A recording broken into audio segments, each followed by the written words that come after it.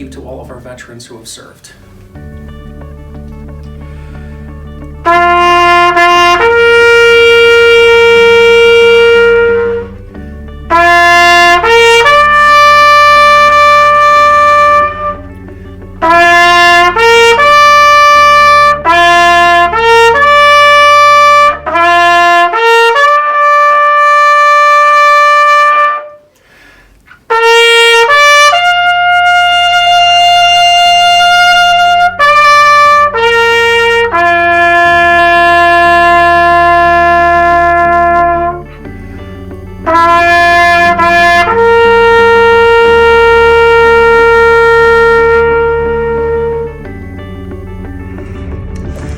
I joined the military because I wanted to do 1 year of service for each of my family members. And I have 4 older brothers and 2 parents, and none of them served, so I wanted to do a year of service for each of my family members. My grandfather on my dad's side was in World War II.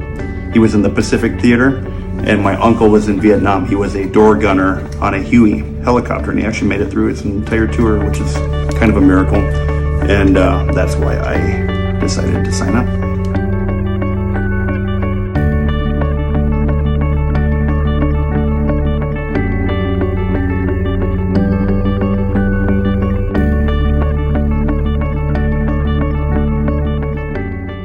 So observations and things that really stuck with me, having been deployed over there, was living in a third world country for that long, and like we lived with the local indigenous people, that is the local people who live there, the local national people. No electricity, not a whole lot of creature comforts. They don't have, a nice soft bed. They have a pile of straw. They have, sometimes just mud and dirt floors that the whole family would sleep together on so that they could share body warmth.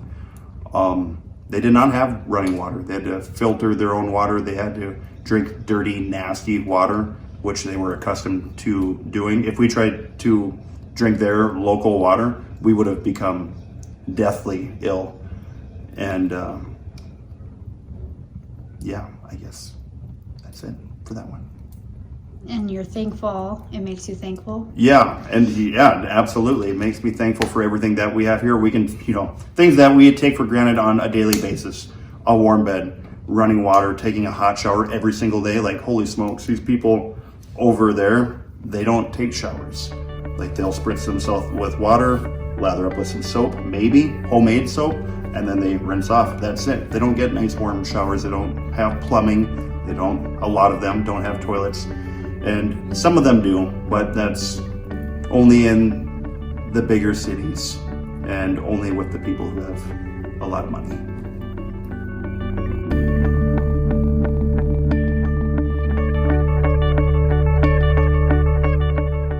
Hello, students at the Innovation Academy.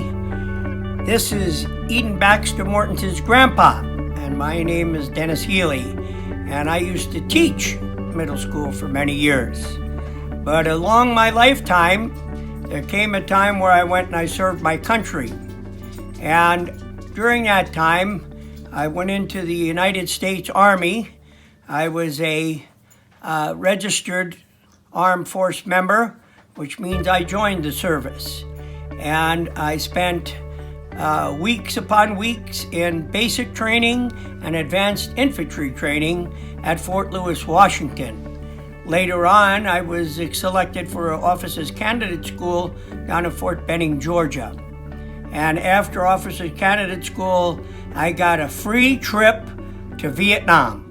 It was quite an experience and an eye-opener, but luckily it was actually a lot safer than the neighborhood I lived in New York City. The experience that I'll tell you about that was unreal was that we were flown into a city in Vietnam called Cam Ranh Bay, and we were flown in commercial airliners. Now, I know a lot of you have been, or some of you have been on commercial airliners before, and on these commercial airliners, you have stewardess or stewards, but we only had men because we were all guys in a flight, and we were all going to Vietnam. And we were flying along, and they fed us, they did everything, they played music, we had a good time. And all of a sudden, they said, "We are approaching Vietnam." And then a little later on, they said, "Fasten your seatbelts and hang on." Well, okay.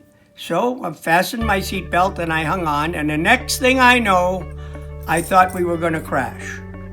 We were all facing straight down. Straight down we were facing. And the nose of the plane was going straight down into the ground. And I thought, "Whoa, this is it." All of us. Some guys were yelling and everything. Well, the next thing you know, at the very last second, the plane pulls up. I mean, the ground's coming up fast, and the plane pulls up, and the next thing I know, we're landing. It's that fast. And we were all sweating. We couldn't believe what happened.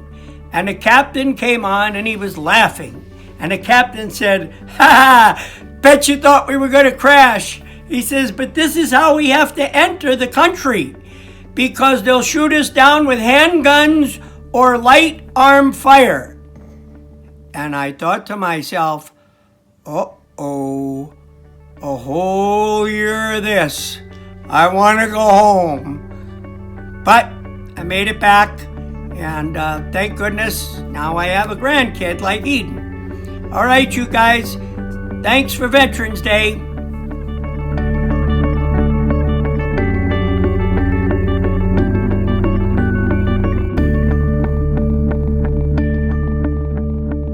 The coolest thing I saw probably was we got activated. We were like on an 18-hour standby, and we got sent over. It was an unplanned tour. We were supposed to be home for Christmas after the invasion tour.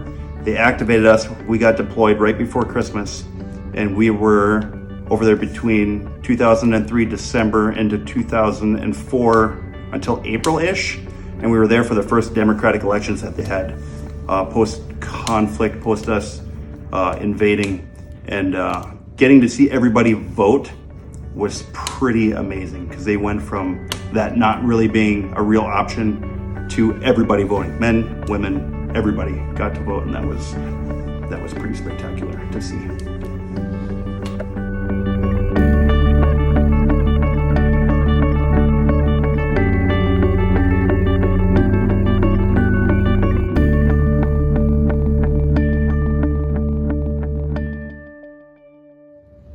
And so one of the most special takeaways, there are cool things that you see in the military, there are neat things that you see in the military, but the best thing, in my opinion, about joining the military are the relationships that you have with your brothers and your sisters in arms. Those relationships that you have with your fellow soldiers, sailors, whatever, those relationships will last a lifetime. Even if you only knew these people and deployed with these people for a year or two, whatever, suffering with them, going through the things that we did and saw, those relationships they're rock solid, and they will last forever. And they're very, very special, and they're something I hold very deeply in my heart. I could have old Army buddies call me whom I haven't talked to for years, and we'll pick up the phone and we'll just start talking like we just saw each other yesterday, and that's really, really special.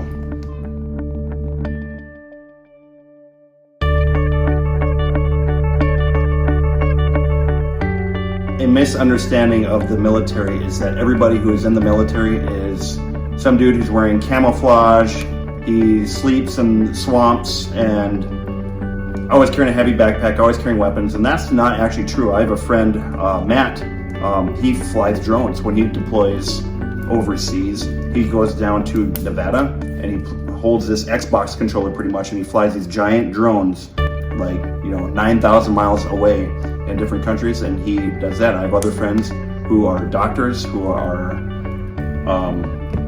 air traffic controllers, are Navy corpsmen, which are like paramedics for the Navy. There's all kinds of different options. There are computer tech people who just work on computers all day. There is any kind of job that you could find in the civilian world would also be available in the military in some way, shape, or form. There's all kinds of stuff available, not just shooters.